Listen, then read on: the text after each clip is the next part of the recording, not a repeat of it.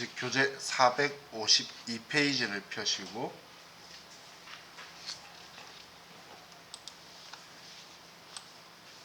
우리 K랩 프로그램은 회사 1114번으로 들어가셨죠? 자, 여기에서 자, 이제 메인 매출 전표 입력에 들어갈 거예요.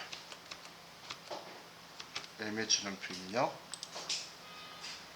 자, 그럼 이 메인 매출 전표 입력은 먼저 여러분들이 명확하게 구분을 하셔야 되는 게 위에 상단부에 쓰는 이 위쪽은 부가가치세 신고하고 관련된 거예요. 얘네들은 부가가치세 신고하고 관련된 거고, 그럼 이 아래쪽 하단부는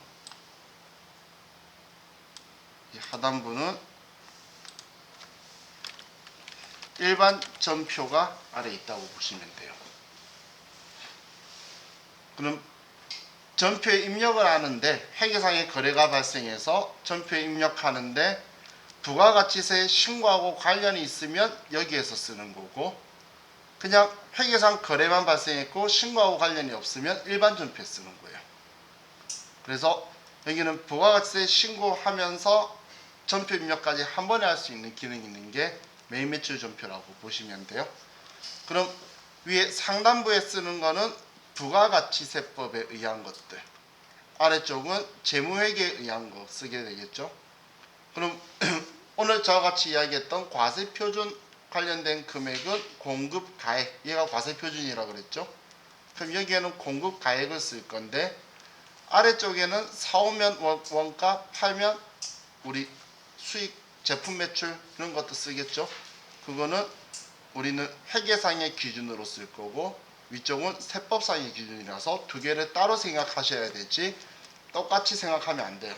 근데 일반적으로는 같기 때문에 컴퓨터가 도와주려고 이 금액만큼 팔았다고 뜰 건데, 혹은 이 금액만큼 사왔다고 뜰 건데 아닌 경우도 있기 때문에 체크를 해야 돼요.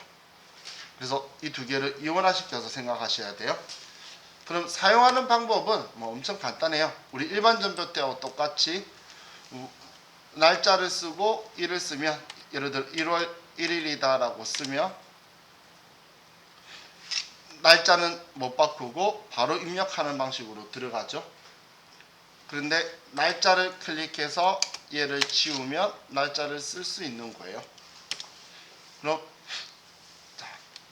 우리한테 회계 1급에서 제일 중요한 게 뭐냐면 이 유형을 잡는 거예요.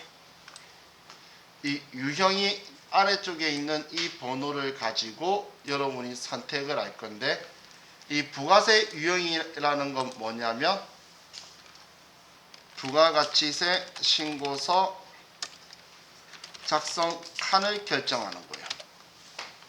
부가가치 신고서에 몇 번 칸에 들어가라라는 명령어다라고 보시면 돼요. 얘는 자, 예를 들면 제가 부가가치세 신고서도 제가 열었는데, 이건 아니 금액인데,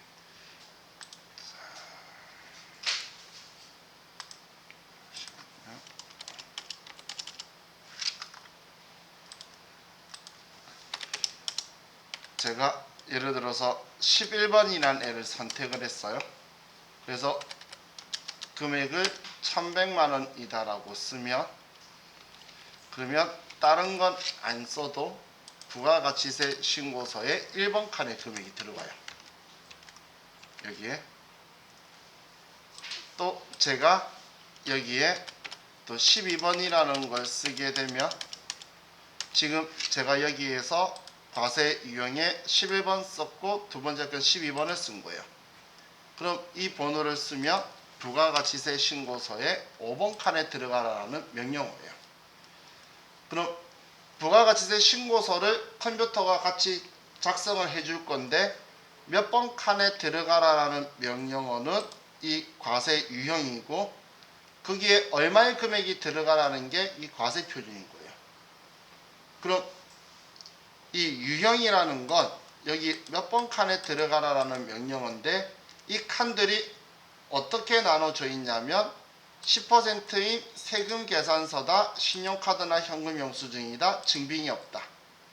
영세율인데 세금 계산서다, 증빙이 없다. 이런 식으로 나눠져 있으니까 과세 거래가 있었을 때의 증빙 서류에 따라 칸이 나눠져 있는 거예요.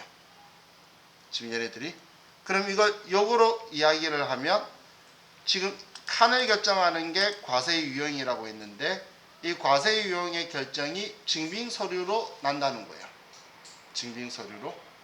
그래서 자, 우리는 먼저 문제를 봤을 때 증빙 서류가 뭐냐에 따라서 이 과세 유형을 선택할 수 있어야 돼요. 선택을. 자, 그래서 이걸 하는 법을 먼저 여러분한테 제가 설명을 드릴 거예요.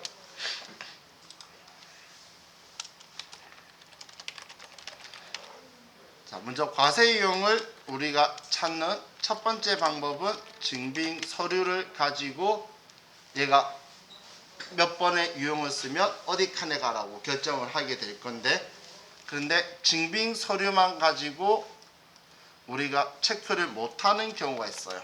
어떤 경우냐면 신용카드 매출 전표나 현금 영수증의 경우에는 이때는 우리가 과세 거래인지 면세 거래인지 구분을 못해요. 세금 계산서, 계산서 이러면 우리가 과세 면세를 찾을 수가 있는데, 면세 사업자도 신용카드 매출 전표 나오는 건 똑같고 과세 사업자도 똑같기 때문에 이런 경우에는 우리가 과세품, 면세품을 구분을 해야 돼요. 과세 거래, 면세 거래를. 자, 그리고 세 번째가 세금 계산서를 수취한 경우에 이때 우리가 불공제 사유 해당 유무를 확인해야 돼요. 불공제 사유에 해당되는지 해당되지 않는지. 세금 계산서가 아닌데 이 앞 시간 마지막에 말했던 불공제 사유는 우리 시험에 세부 요구까지 등장을 안 해요. 그런데 세금 계산서는 받았을 때에 불공제 사유인 것도 있고 아닌 것도 있기 때문에, 그럼 전부 다 공제가 되든 안 되든 세금 계산서 받았을 때는 부가가치세 신고를 해줘야 돼요.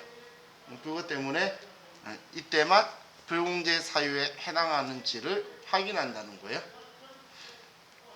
그럼 우리가 증빙을 매출이다, 매입이다라는 걸 증빙으로 보는 건, 매출은 증빙 서류를 발급하다, 발행하다, 교부하다 이런 식으로 적혀 있을 거예요. 그러면 우리는 물건을 판 사람이 대가의 부가가치세를 거래 징수를 하면서 그 거래를 했다는 증빙으로 세금 계산서나 신용카드 매출 전표를 발행해 주는 거예요. 그래서 증빙을 주는 사람이 매출자의 입장이다라고 보시면 돼요. 자, 그럼 증빙 서류가 뭐냐에 따라서 과세 유형이 어떻게 되는지를 보면, 자, 첫 번째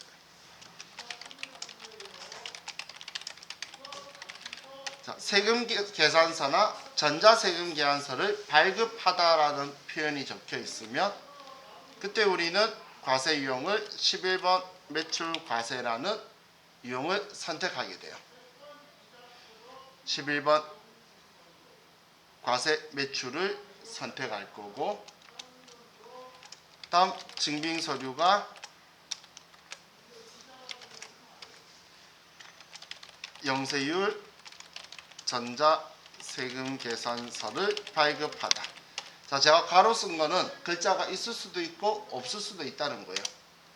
그런데 얘만 적혀 있는 게 아니고 봤더니 내국신용장 혹은 로컬 LC 구매 확인서에 의하여 세금 계산서를 발행했다. 이런 말이 나오면 12번 매출 영세. 우리 수출하는 재화의 내국 거래 이야기할 때 외국의 주거래은행에서 우리나라로 신용장을 받아서 나의 주거래은행이 내국 신용장을 발행해 줄 거라 그랬죠. 그럼 수출하는 물건에 대해서 내국 거래를 할 수 있는 증빙이에요. 이게 문제에 적혀 있으면 영세율 세금계산서 발급하는 이 유형이구나 라고 보게 되고, 그리고 이때 영세율 구분이라는 걸 알 건데, 이때 3번 내국 신용장 구매 확인서에 의하여 공급하는 재화를 선택하게 돼요.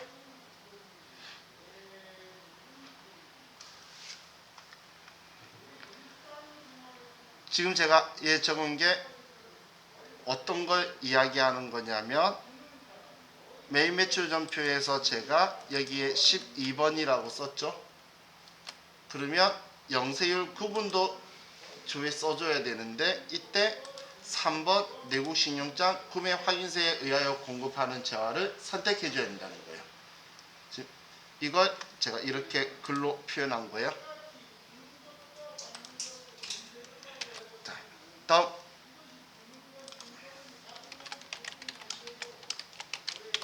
전자계산서 혹은 계산서.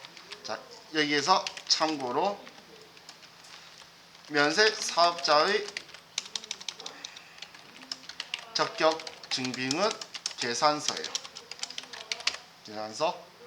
그렇기 때문에 전자계산서를 혹은 계산서를 발급하다라고 나오면 면세 거래니까 13번 매출 면세를 선택할 거예요. 계산서를 발행하면 계산서 나오면 면세 이렇게 생각하시면 돼요. 그럼 발행하면 매출, 받으면 매입인 거예요. 면세, 계산서는 무조건 면세다 라고 생각하시면 돼요.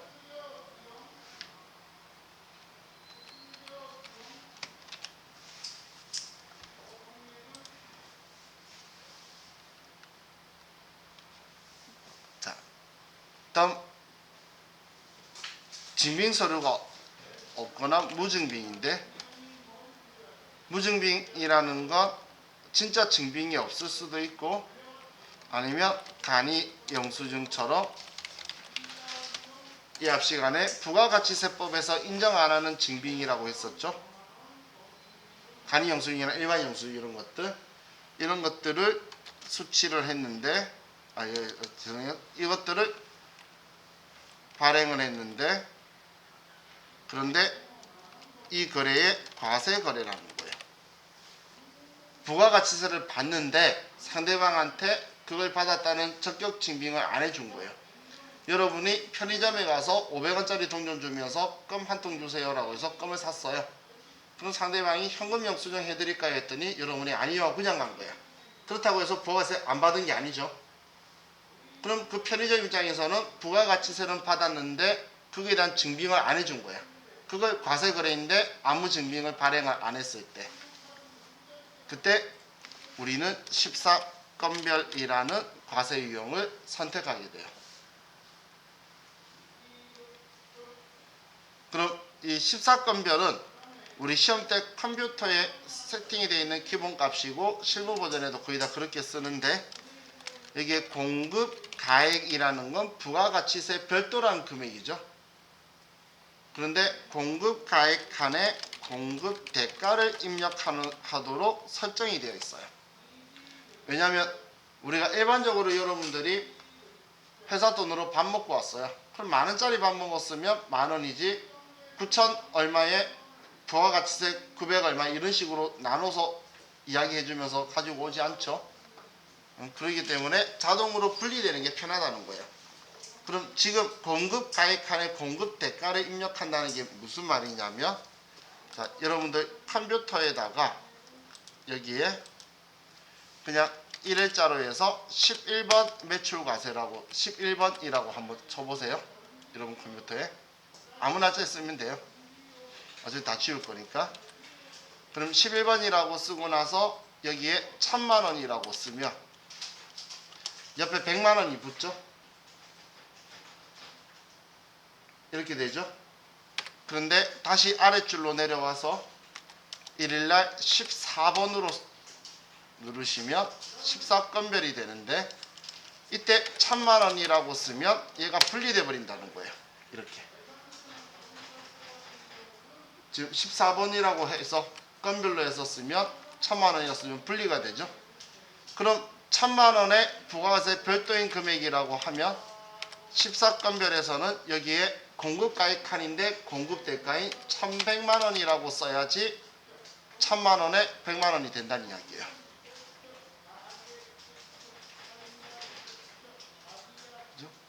지금 이걸 제가 표현할 때 공급가액 칸인데 여기에 공급대가를 입력해야지 되도록 기본 설정이 되어 있다고 표현한 거예요. 14건별 이 유형은 그렇게 되어 있다는 이야기예요. 일반 개인 간의 거래가 많거든. 사업자들은 공급가액과 세액을 분리시키는 일을 많이 하지만 우리 같은 개인은 그렇게 표현 잘 안 하죠. TV 100만원짜리 샀으면 100만원짜리인 거지 90몇만원짜리 TV란 말 안 하잖아요. 그렇기 때문에 이렇게 쓰는 게 실무에서 엄청 편하다는 거예요. 자, 다음 이번엔 증빙서류가 특별히 있는 건 아닌데 문제를 봤더니 직수출이라고 적혀 있거나 아니면 선적이다라는 표현이 있으면 이때는 말 그대로 수출, 선적 이런 표현이 있으면 16 수출을 선택할 거고 이때 영세율 구분은 1번 직접 수출, 대행 수출 포함을 선택할 거예요.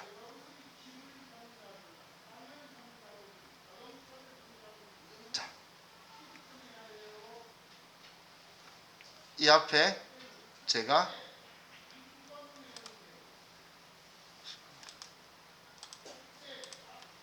12번 영세 했을 때는 영세율 구분을 3번을 선택한다라고 했죠. 그런데 똑같이 여기에 16 수출이라고 해도 영세율 구분이 똑같은 게 떠요. 뜨면 이때는 1번 직접 수출, 대행 수출 포함을 꼭 선택해 줘야 된다 그 이야기예요. 1번 직접 수출, 대행 수출 포함을 선택해 줘야 된다는 거예요.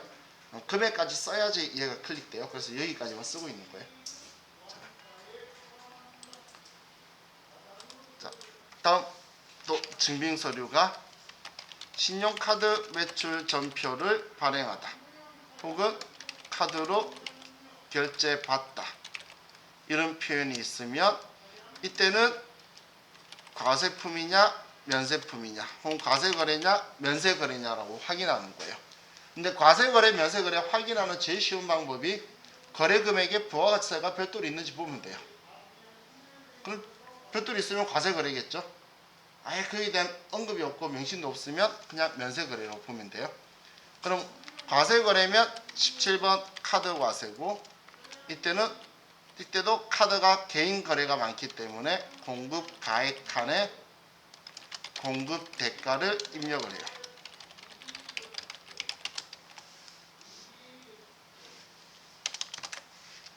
자, 근데 똑같은 신용카드 매출 전표인데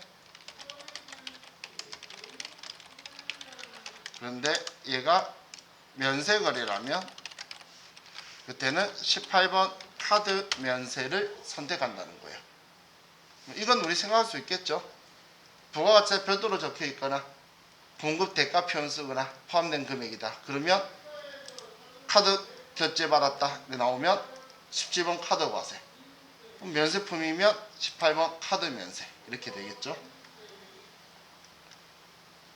그럼 부가가치세법은 신용카드나 현금 영수증은 똑같이 봐요. 그래서 현금 영수증을 발행하다 혹은 지출 증빙 영수증을 발급하다 이런 표현이 적혀 있으며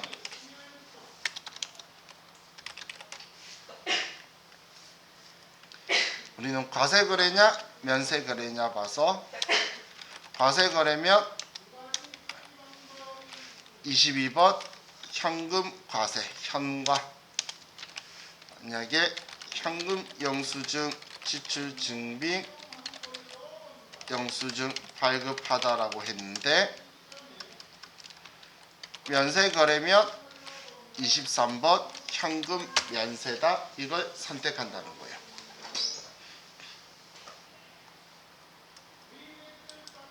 신용카드 때하고 구조가 똑같죠.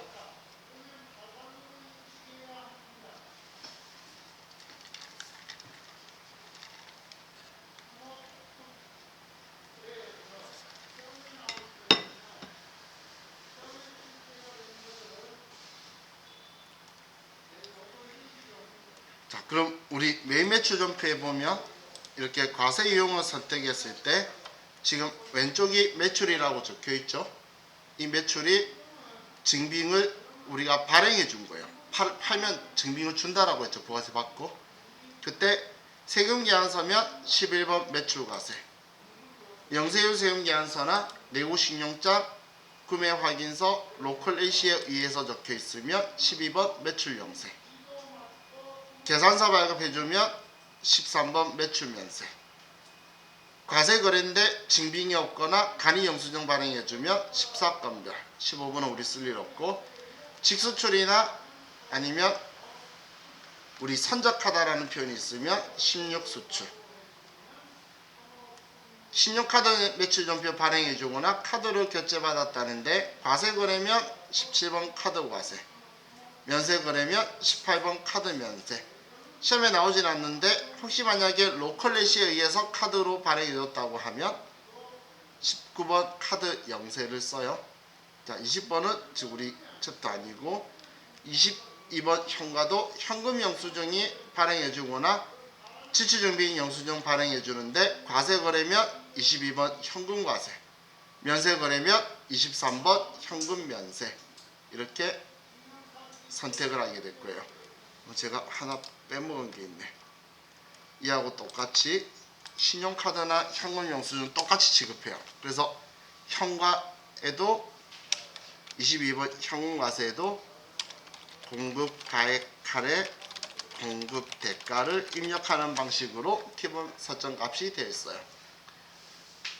그럼 매출에서는 14건별 17카와 22번 현금과세가 공급 대가를 쓰는 방식으로 되어 있다고 보시면 돼요.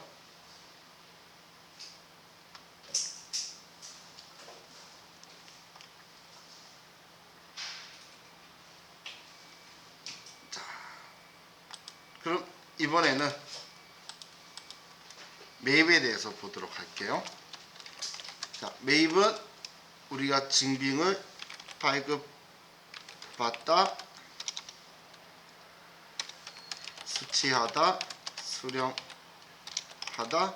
교부받다, 이런 식의 증빙을 우리가 받으면 매입이구나 라고 생각하시면 돼요.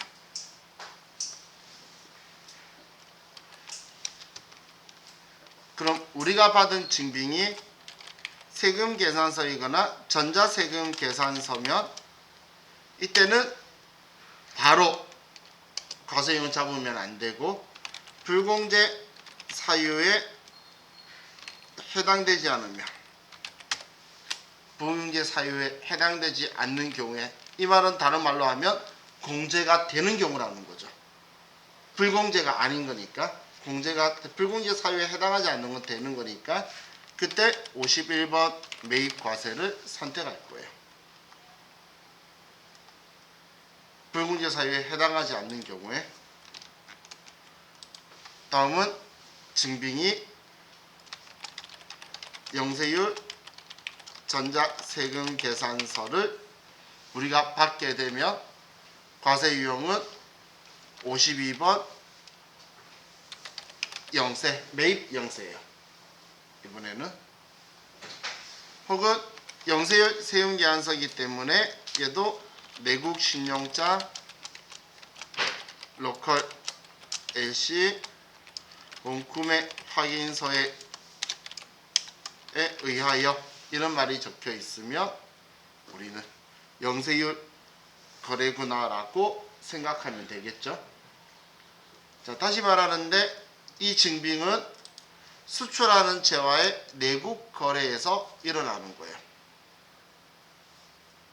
수출하는 채와의 내국 거래에서.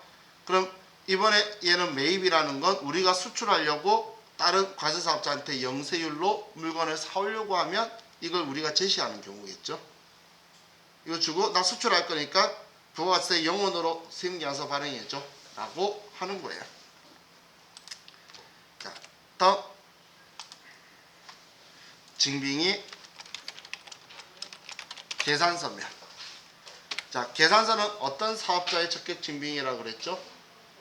면세사업자라고 그랬죠? 그래서 계산서를 수취하다라고 나오면 우리는 53번 매입 면세가 될 거예요.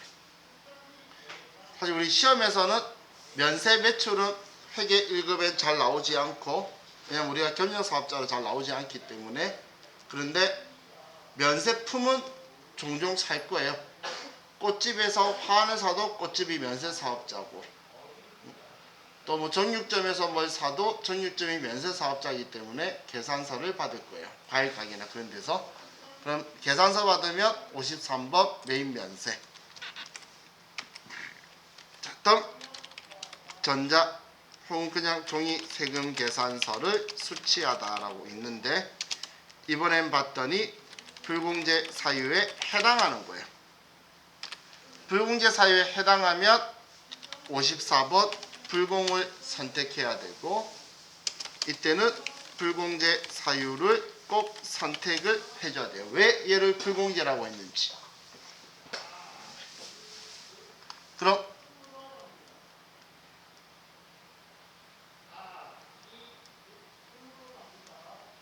제가 불공제 사유에 대해서 위쪽에 썼었는데, 여기 불공제 사유 썼죠. 그런데 자, 이 불공제 사유는 매입 매출 전표에서 선택을 해야 되기 때문에 54번 불공이라고 해서, 자, 이렇게 금액이 있으면 불공제 사유에서 얘를 클릭하거나 F2번 누르면 사업과 관련 없는 지출, 비용업용 소형 승용차, 구입 유지 임차, 접대비 및 이와 유사한 비용 관련, 면세 사업 관련, 토지 자본적 지출 관련. 우리 시험은 이 중에 하나를 선택하도록 될 거예요.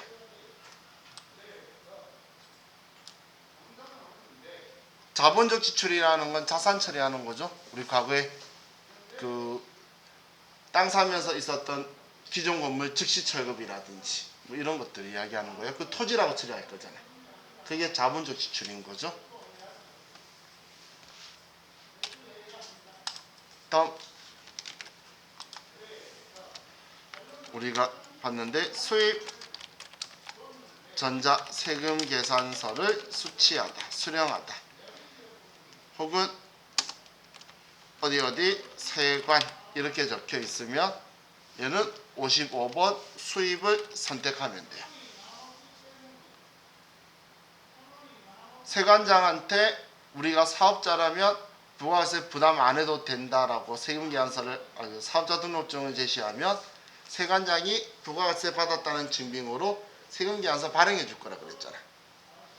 그 세금계산서가 수입 전자세금계산서고, 그러면 55번 수입을 선택하게 될 거예요.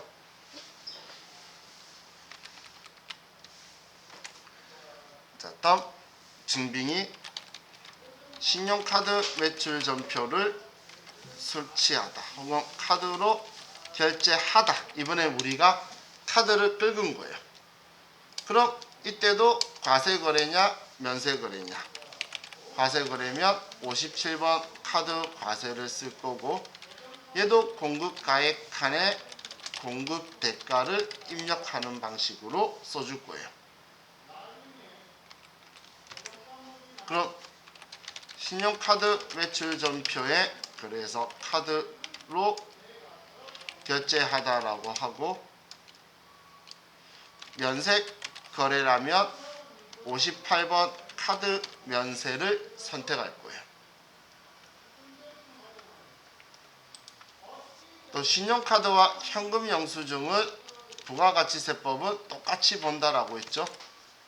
그래서 현금 영수증을 혹은 지출 증빙 영수증을 수취하다라고 하면, 우리는 과세 거래면 61번 현금 과세,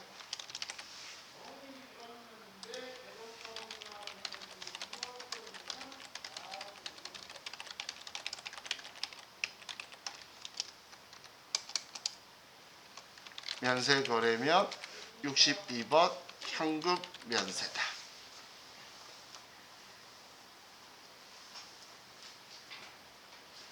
그럼 이 61번 현금 과세도 공급 가액 칸에 공급 대가를 입력하는 방식으로 입력하게 되는 거예요.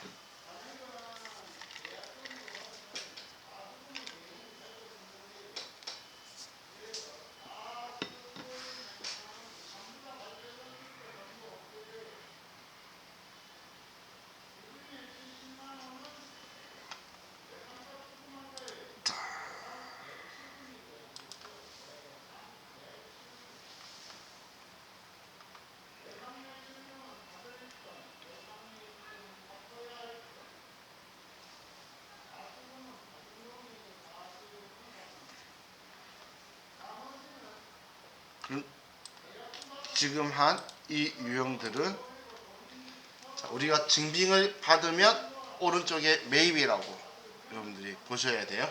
증빙을 받으면 매입이라는 거예요. 그럼 세금계산서 받았는데 불공제 사유 아니라서 매입세 공제가 된다면 51번 매입과세. 영세율 세금계산서를 수취받았거나 내구신용장 구매 확인서에 의해서 세금계산서를 받으면 52번 매입명세 받았으니까, 계산서 받으면 계산서는 면세 받았으니까 매입. 세금계산서를 받았는데 불공제 사유에 해당한다면, 그렇다면 우리는 54번 불공. 우리가 수입세금계산서를 받거나 어디 세관한테 증빙을 받는다면, 세금계산서를 받으면 우리는 55번 수입. 우리 회사가 카드로 결제했거나 신용카드 매출전표를 수령했다고 나오는데, 과세거래면 57번 카드 과세, 면세거래면 58번 카드 면세, 현금 영수증이면 61번 현금 과세, 과세거래면, 면세거래면 62번 현금 면세. 일단 유형에 커서로 올려놓으면 그래도 적혀있는 글자가 우리한테 도움을 조금 주는 형식의 글자들이 적혀있죠. 그럼 왼쪽은 매출이고 오른쪽은 매입이고, 증빙에 따라서 유형들이 달라지는 게 기본 원칙이라는 거예요. 그럼 우리는 이 과세 유형을 당연히 먼저 잡는 게 테스트고, 여러분들이 회계 1급에서는 과세 유형, 그리고 세무 2급에 여러분들이 다음 과정 가면 지금 이거 쓴 것마다 입력되는 칸이 틀리다라고 했죠. 그 칸마다의 부속 서류를 또 공부하게 되는 거예요. 그래서 여기에서 이걸 잘 잡으셔야 돼요. 과세 유형을. 자, 그럼 이제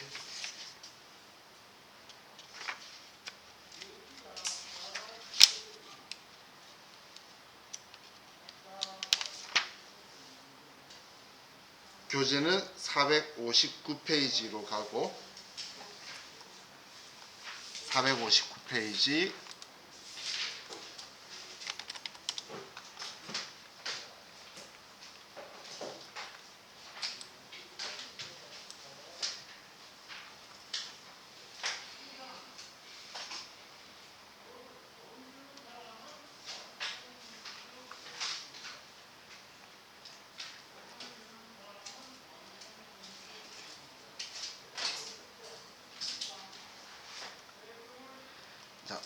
먼저 저는 지울게요. 여러분 앞에 위에 네오박스 체크해 가지고 삭제하셔도 되고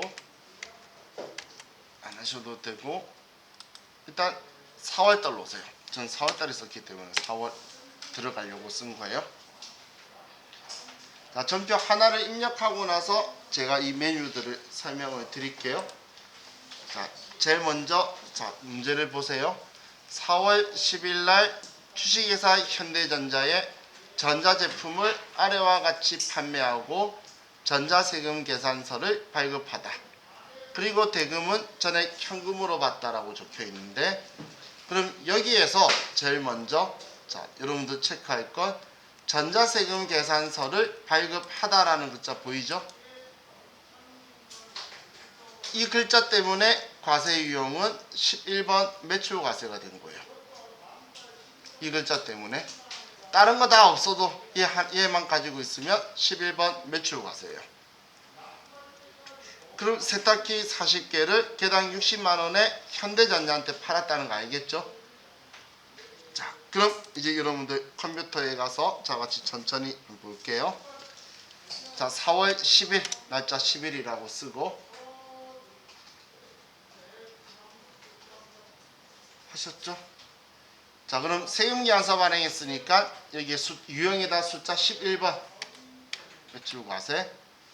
품목은 아래 알려주니까 세탁기 수량 40개 단가 60만원. 그러니까 2,400에 240만원이 자동으로 나왔죠.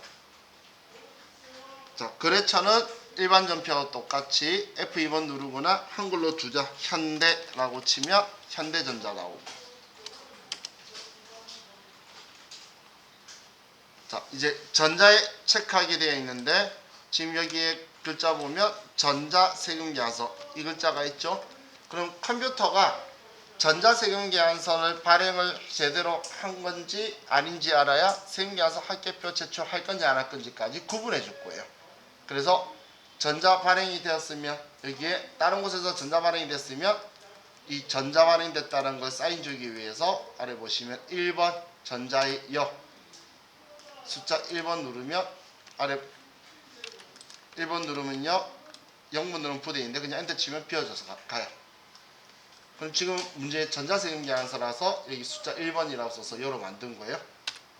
자, 그리고 분계선은 그냥 엔터. 그럼 이제 상단부 입력이 끝났죠. 자, 그럼 이 상단부가 부가가치세 신고하고 관련된 거라 그랬죠. 아래 분계는 안 했죠. 그런데 자, 여러분들 컴퓨터 부가가치세 신고서로 한번 가볼게요. 위에 보면 회계관리 탭 옆에 부가가치 탭이 있어요. 옆에. 그럼 부가가치 탭에서 부가가치세 신고서를 클릭하고 지금 4월달이니까 4월 1일부터 6월 30일 일기 확정신고 기간을 쓰는 거예요.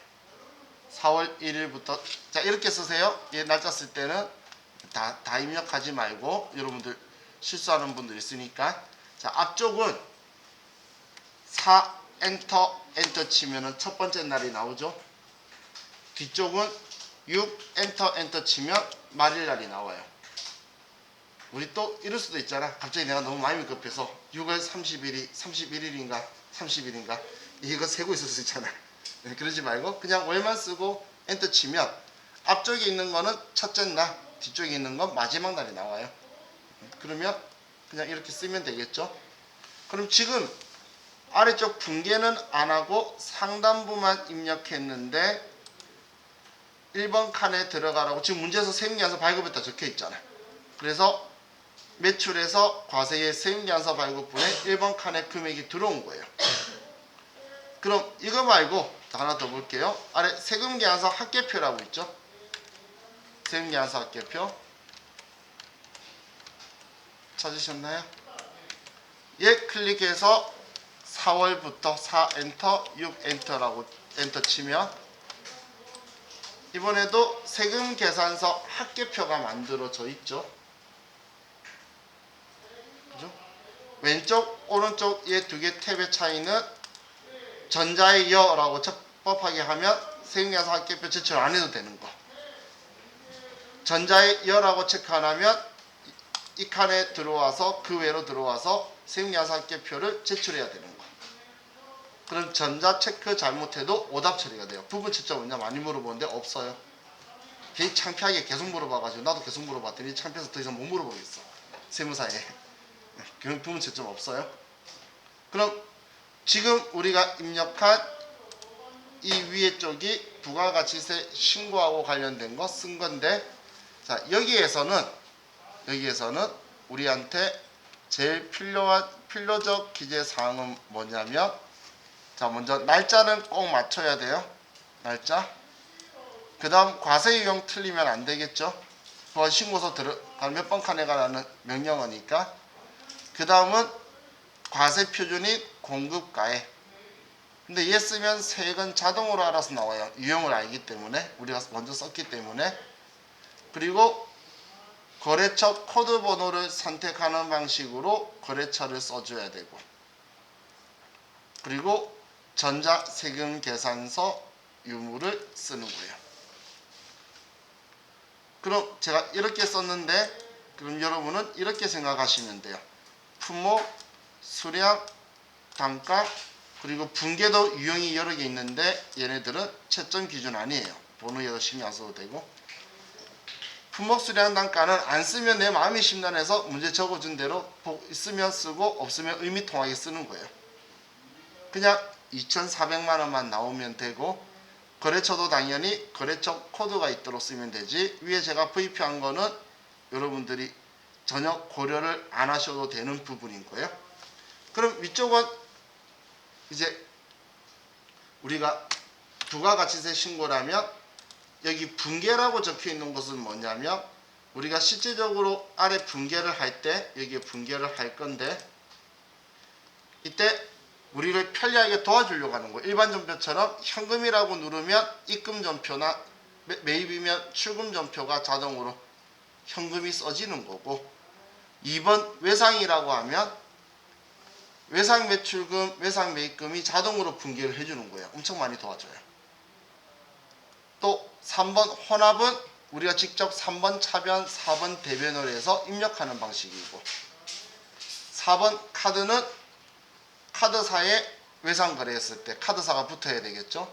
그걸 우리한테 도와줄 분계 유형이에요. 이건 상관없어요. 제가 우리 일반 전표할 때도 입출금 거래할 거냐 아니면 대체 거래할 거냐 구분의 의미 없다라고 했죠. 얘도 어떻게 쓰든 간에 아래 분계만 똑같으면 돼요. 뭐 순서 상관없이.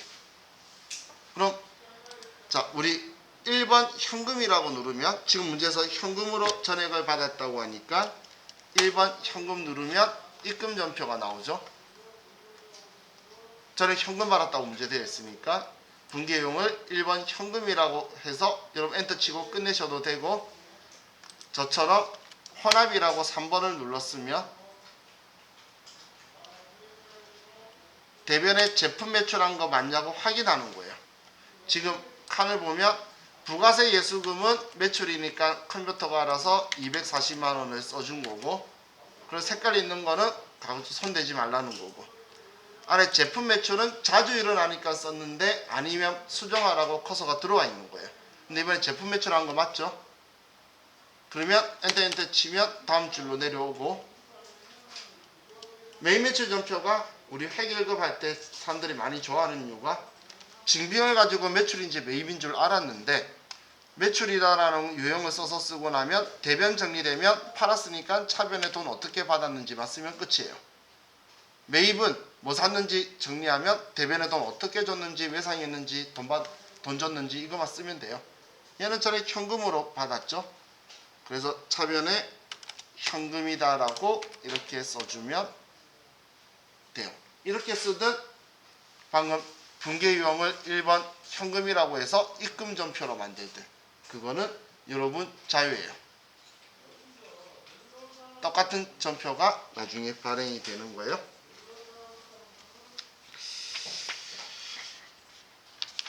자, 얘 별로 입력하는 게 어렵진 않겠죠? 자, 보세요. 이거예요. 우리 지금 분계가, 우리가 매입 매출 전표를 입력하기 전에는 2,400만원치 물건 팔면 대변에 제품 매출 2,400만원, 차변에 현금 2,400만원 이렇게만 썼죠. 그런데 지금 부가가치세가 생기면서 이제 과세거래라서 제품 매출 2,400만원 똑같은데 내가 판매한 금액의 10%를 거래 징수해서 줘야 된다 그랬잖아. 내가 대신 받아서 내는 걸 예수금이라고 하죠. 그래서 240만원만큼이 부가세 예수금으로 대변에 붙어서 나는 이 돈을 2,640만원을 받았다라고 이렇게 바뀐 것밖에 없는 거예요. 이 부가가치세만큼만 차변 대변에 더 들어간 분계를 여기에 쓴 거예요. 지금 얘가. 그래서 매출인 거 아니까 부가세 있는 과세거래라고 11번 써주니까 얘가 자동으로 들어오는 거예요.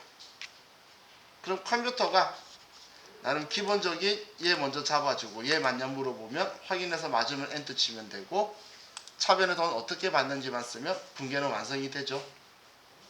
그래서 메인 매출 전표가 좀 상대적으로 아래 회계 처리하기는 쉬운데 점점 난이도가 높아질수록 이제 여기 붕괴에 우리 일반 전표 때 어려워했던 거 섞어 넣어버리면 이제 조금 복잡해지는 거예요. 자, 우리 이번 시간 여기까지 하고 쉬었다가 이제 쭉 메인 매출 좀 해볼게요. 쉬었다 합시다.